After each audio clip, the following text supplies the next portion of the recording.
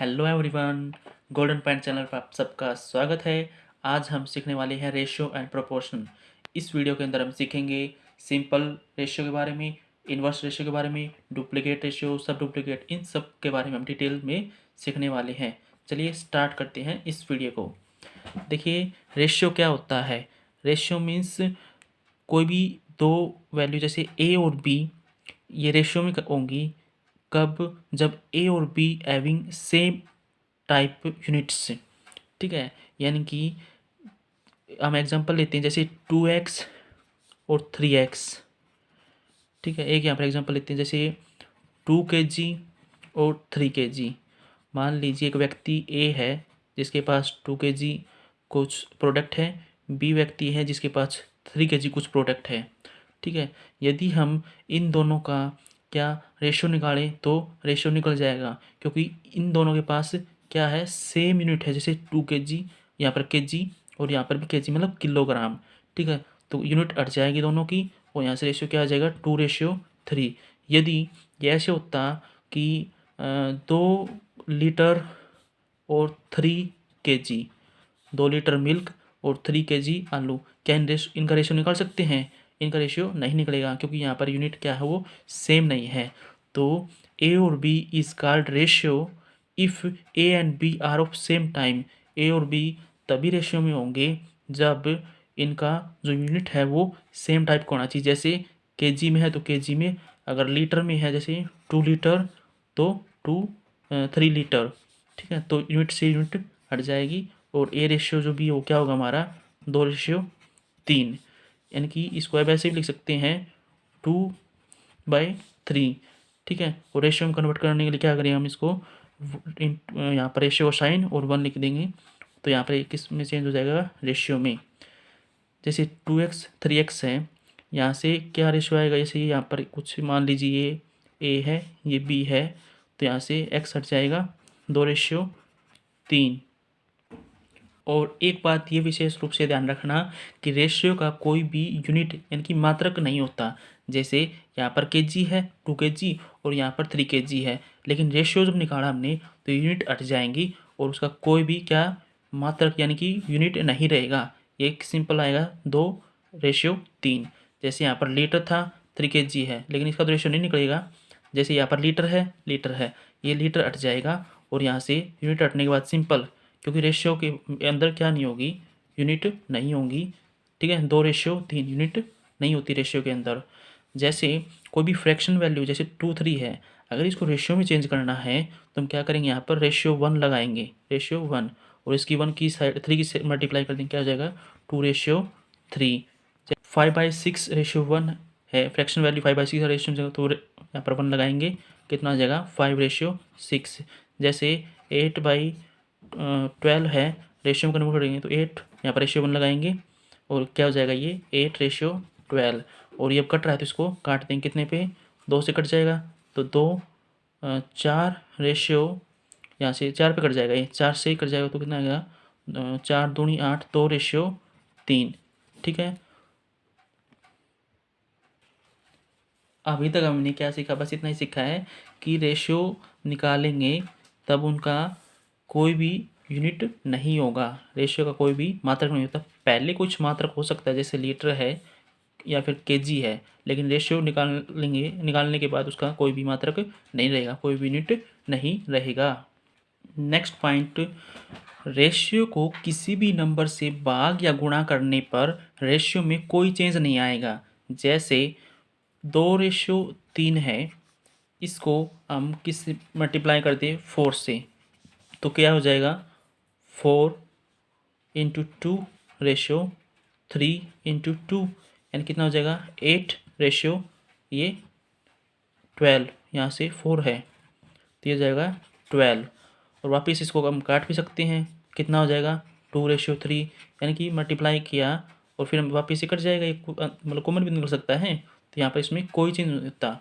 अगर इसको डिवाइड भी करते हैं 2:3 को किससे 1/4 से डिवाइड करते हैं तो भी कोई फ़र्क नहीं पड़ेगा, इसके ऊपर रेशियो वही रहेगा, इनकी उसी रूप में यदि इंक्रीज भी हुआ है या डिक्रीज हुआ है इसके अंदर, जैसे मल्टीप्लाई हो गया ये 8 हो गया और ये यहाँ पर 12 हो गया, लेकिन वह मतलब है वही, 2:3 ही रहेगा, उसके अंदर कुछ नहीं फ़र्क पड़ेगा। यानी कि ये समझिए A/B है, यदि उसको कुछ x से मल्टीप्लाई कर दिया, नीचे कुछ इससे मल्टीप्लाई कर दिया तो कोई फ़र्क नहीं पड़ेगा। या फिर A/B है, यदि इसको कुछ x से डिवाइड कर दें या कुछ b को कुछ x से यहाँ पर डिवाइड कर दें तो रेशियो में कोई चेंज नहीं आएगा। यानी रेशियो को किसी भी नंबर से भाग या गुणा करने पर रेशियो के अंदर कोई चेंज नहीं आता, वही रहेगा सेम। फर्स्ट पॉइंट देखिए, सिंपल रेशियो, सरल अनुपात। इसमें क्या होता है, कोई भी क्वांटिटी होगी रेशियो के अंदर, उसको हम सिंपल रूप में लिखेंगे। जैसे 4:6 है तो इसका सिंपल रूप क्या होगा, 2:3। यानी कि इससे नीचे अब ये नहीं कटेगा, आखिरी इसका स्टेप है ये। जैसे 80:120 है तो कितने पर कट जाएगा, 4 से 40 से कट जाएगा, 40 और यहाँ से 3 से। जैसे मान लीजिए 4:9 है, क्या ये कटेगा, यहाँ पर 4:9 है, क्या ये कटेगा, नहीं कटेगा। तो ये सिंपल पहले ही है, ठीक है। सिंपल यानी कि कुछ भी रेशियो अगर कट रहा है, सिंपल वे बन रही है तो उसको सिंपल स्टेप तक लेके आएंगे काट कर, ठीक है। नेक्स्ट पॉइंट, इन्वर्स रेशियो, प्रतिलोम अनुपात। जैसे A/B है, इसका पूछे इन्वर्स रेशियो निकाले तो इसका इन्वर्स रेशियो क्या हो जाएगा, इनको चेंज कर देंगे B/A, ठीक है। यानी कि 2:3 है तो इसका इन्वर्स रेशियो पूछे तो क्या हो जाएगा, 3:2। अब ये हुआ कैसे है, जैसे 2:3 है ना, तो हमने अगर इन्वर्स निकालना हो ना तो उनका पहले एलसीएम लेंगे। एलसीएम कितना है इसका, 6। तो क्या कर देंगे इसको 6 से, यहाँ पर 2:3 है तो इसको 6 से डिवाइड कर देंगे एलसीएम से, तो इन्वर्स रेशियो निकल के आ जाएगा। तो यहाँ से क्या आ जाएगा, 3:2। इसको यहाँ पर डिवाइड करोगे 6 से, फिर इसको यहाँ से डिवाइड करोगे कितना आ जाएगा, 3:2। या जैसे 3 ये होता है रेशियो, 3:4:5। 2 रे वाला रेशियो ना तो उसमें हम तो डायरेक्ट इन्वर्स कर सकते हैं, ए साइड बी साइड। वैसे एग्जैक्ट होता है इनका एलसीएम लेके करना होता है। एलसीएम लेंगे, एलसीएम से 2 3 का कितना होता है 6, तो उसको 6 से डिवाइड कर देंगे कंप्लीट को नीचे, तो 3:2 आ जाएगा।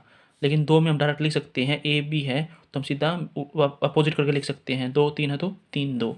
लेकिन अगर 3 अंक दे दिए, जैसे 3:4:5, इसको अगर पूछे कोई, इसका निकालना है क्या, IR मतलब इन्वर्स रेशियो निकालना है, तो कैसे करेंगे, इसका एलसीएम लेंगे 3 4 और 5, तो 5 को 20 और 3 60 एलसीएम आ जाएगा। तो प्रत्येक को किससे डिवाइड कर देंगे, 60 से। 60 से डिवाइड करने के बाद यानी कि 160, 3:4:5 कितना हो जाएगा, ये हो जाएगा। यहाँ से इसको डिवाइड करने के बाद कितना आएगा, 20। ये 1/60 इसके डिवाइड में मत करना, जैसे हमने कर रखा है ऐसे नहीं होगा इसको, ये वैसे में गलत लिखते हैं ये ऐसे समझो आप। इसमें ये जो है यहाँ पर लिखो 60 एलसीएम लेना होता है इनका, और इसको डिवाइड करके देखो कितना आएगा 20। अब इससे करो कितना आ जाएगा 15, और इससे करो कितना आ जाएगा 15, 12 पंचे 60। ये वाला जैसे ये इसके वे तो दिखाने के लिए गया था, अब डायरेक्ट इसको मल्टीप्लाई समझो, ये हो जाएगा। जैसे यहाँ पर 6 समझो, इनका एलसीएम 6, और 6 को एक बार डिवाइड करके देखो 2, ये इसको पहला अंक, दूसरा अंक होता है 3। जैसे एक बार दोबारा देखो, इन्वर्स रेशियो मतलब प्रतिलोम अनुपात निकाल रहे हैं, तो A/B है तो B/A हो जाएगा। अगर 2 हैं तो, जैसे 2 और 3 है तो 3:2, लेकिन एग्जैक्ट क्या है 6। पहले तो इनका क्या करेंगे, एलसीएम लेंगे। एलसीएम क्या आ गया 6, ठीक है। एलसीएम आप लिख लेते हैं 6, और अब 2 को पहले 6 से डिवाइड करो तो 3 को 6 से डिवाइड करो तो 2, ऐसे। जैसे 2 3 है, एलसीएम कितना आएगा 6। 6 से पहले इसको डिवाइड करो 2 से, कितना आएगा 3, फिर इस 3 से डिवाइड करो तो ये आ जाएगा इन्वर्स रेशियो इस साइड, ठीक है। जैसे 3 4 5 है, इनका इन्वर्स रेशियो निकालना है तो क्या करेंगे, पहले इनका एलसीएम लेंगे 60, फिर 3 को पहले 60 से डिवाइड करेंगे 20, फिर इसको डिवाइड करेंगे 4 से 15, फिर ये, तो ये ऐसे आएगा इसका रेशियो, इन्वर्स रेशियो, ठीक है।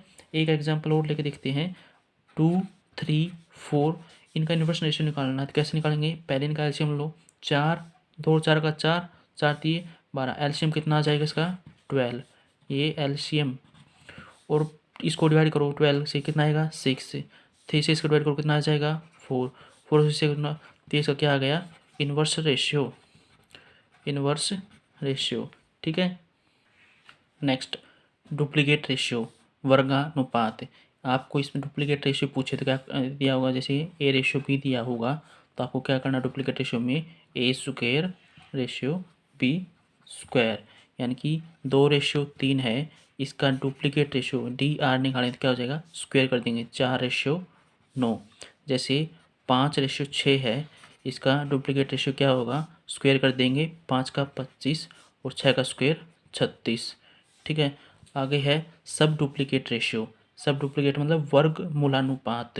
इस केस में क्या होगा ए रेशियो भी आपको देगा और आपसे क्या पूछेगा इसका सब डुप्लीकेट पूछे तो क्या करना है स्क्वायर रूट ए रेशियो ये बी।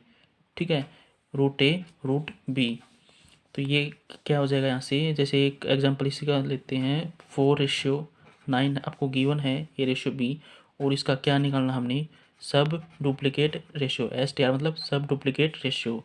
तो इसका क्या हो जाएगा स्क्वायर रूट कर देंगे √4/√9, ये क्या हो जाएगा 2:3। जैसे 25:36 है, इसका एस डी आर निकालना मतलब सब डुप्लीकेट रेशियो, तो कितना हो जाएगा √25/√36, कितना हो जाएगा 5:6। ठीक है। जैसे आगे है ट्रिप्लीकेट रेशियो, घनानुपात। इस केस में क्या होगा ए रेशियो आपको गिवन होगा और आपसे पूछेगा क्या ए रेशियो बी का ट्रिप्लीकेट, तो क्या करना आपको क्यूब कर देना है ए क्यूब बी क्यूब।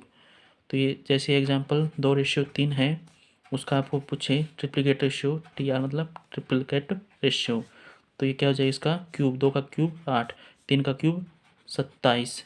जैसे आपसे पूछे 7:8, इसका क्या ट्रिप्लीकेट रेशियो 7 क्यूब हो जाएगा 343, और 8 का क्यूब कितना हो जाएगा ये हो जाएगा आपका 8 64 और 512। ठीक है। आगे है नेक्स्ट सब ट्रिप्लीकेट रेशियो, घनमूलानुपात। इस केस में क्या करेंगे आपको ए रेशियो बी गिवन होगा वही, और फिर आपसे पूछेगा सब ट्रिप्लीकेट रेशियो, तो आपको क्या करना है क्यूब रूट निकालना है, क्यूब रूट। ठीक है, इन रेशियोज का क्यूब रूट निकाल देना है। जैसे आपको पहले ही ऐसे गिवन होगा 8:27 है, इसका सब ट्रिप्लीकेट रेशियो निकालो तो क्या हो जाएगा आप क्यूब रूट कर देगा इस चीज़ का 8 का और 27 का, तो क्या आ जाएगा 2:3। जैसे एक दे दिया एग्जांपल आप समझिए 216:729, इसका सब ट्रिप्लीकेट रेशियो निकालो तो क्या कर दोगे आप इनका क्यूब रूट, तो ये किसका क्यूब रूट होता है 216 होगा 6 का और 729 हो जाएगा 9 का। और अब इसको सिंपल थोड़ा और बन सकता है क्या, काटने के बाद 2 कॉमन निकल जाएगा 3 कॉमन निकलेगा तो 2:3। ये था सब ट्रिप्लीकेट। डुप्लीकेट में क्या करना होता है ए रेशियो बी गिवन होगा आपको तो ए स्क्वायर रेशियो बी स्क्वायर। ठीक है। सब डुप्लीकेट में क्या होगा अंडर रूट करना होता है, ट्रिप्लीकेट में क्या होता है क्यूब करना होता है, और सब ट्रिप्लीकेट रेशियो के अंदर आपको क्या करना होता है क्यूब रूट, ये क्यूब रूट है। ठीक है। नेक्स्ट है कंपाउंड रेशियो, मिश्रित अनुपात। इस केस में क्या होता है जैसे ए रेशियो बी आपको गिवन होगा और सी रेशियो डी आपको गिवन होगा। जैसे तो इसमें क्या करना होगा अगर कंपाउंड रेशियो सी आर पूछे तो क्या करेंगे A/B मल्टीप्लाई C/D, यानी कि पहले वाले का मल्टीप्लाई और दूसरों वाले का मल्टीप्लाई। जैसे इसमें ये समझिए A और C की मल्टीप्लाई, A और C की रेशियो B और D की मल्टीप्लाई। एग्जांपल देखिए जैसे 3:1 और आपसे पूछे 1:2, इनका CR मतलब कंपाउंड रेशियो क्या होगा, तो पहले वालों की मल्टीप्लाई 3, दूसरों वालों की मल्टीप्लाई 1 और उसकी तो रेशियो ये 2। ठीक है।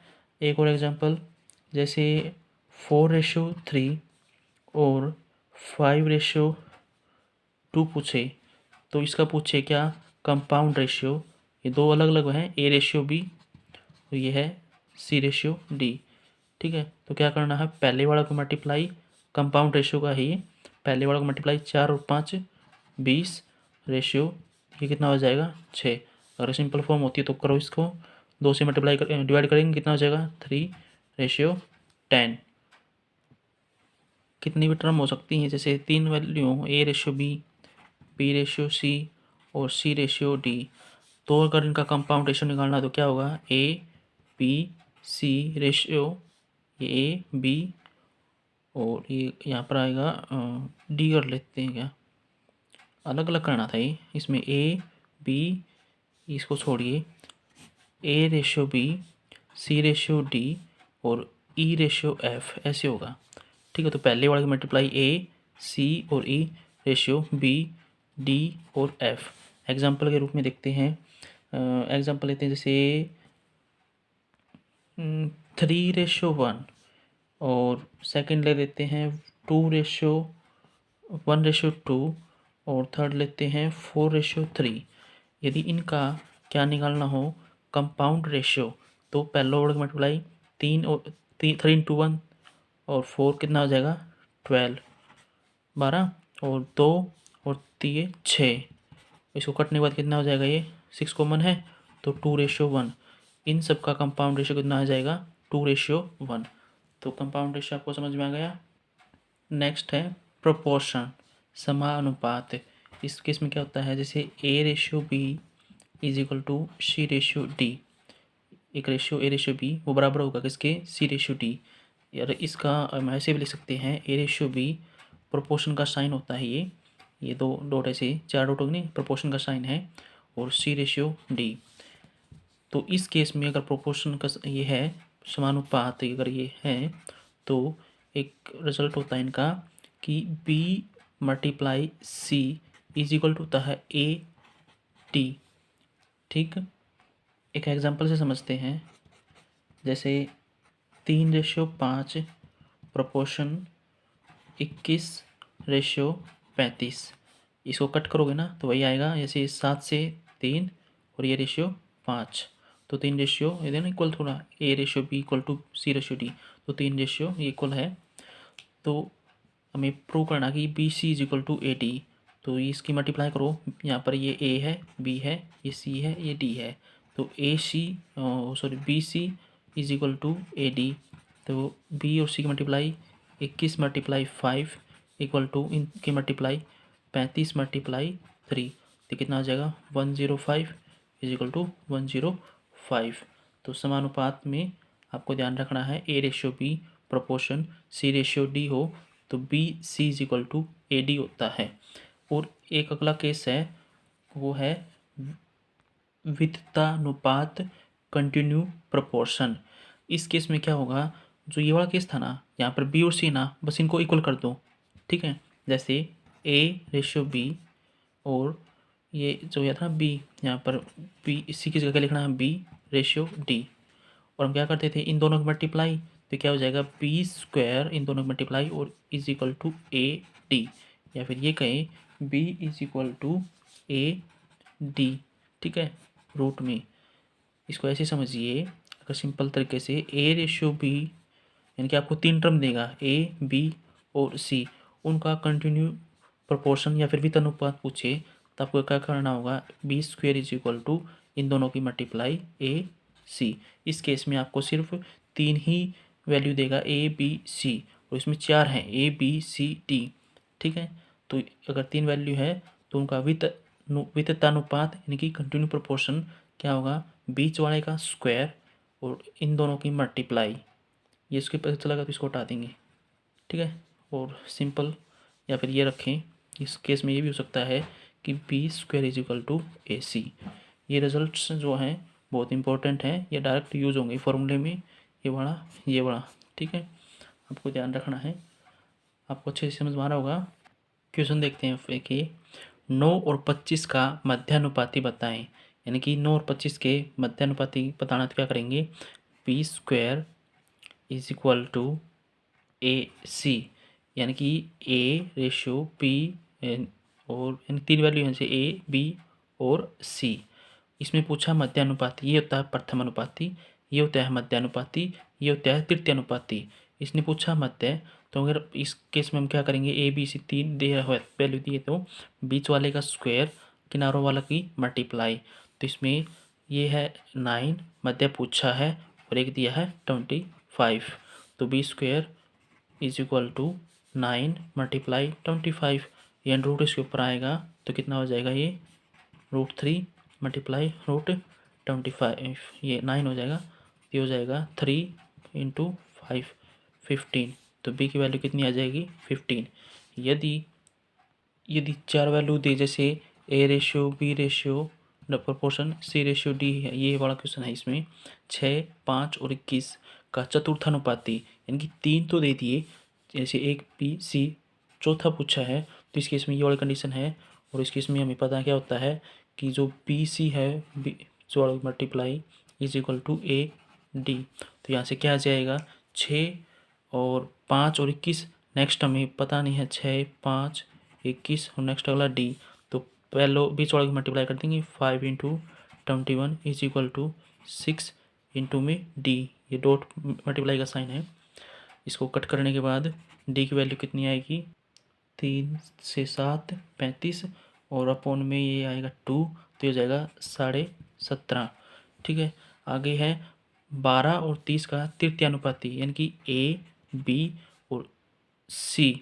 ठीक है, लेकिन हम यहाँ पर क्या गिवन क्या है, 12 30, लेकिन सी निकालना है, तृतीय पंक्ति निकालना है। अगर 3 वैल्यू दी है तो हमें क्या फॉर्मूला देखा था, b square is equal to a c, b का स्क्वायर यानी कि 30 × 30 और ए है 12 और सी, ए 12 है तो इसको नीचे ले आएंगे और सी काटने के बाद कितना आएगा, इसको काटो, इसको 900/12, ये हो जाएगा 75।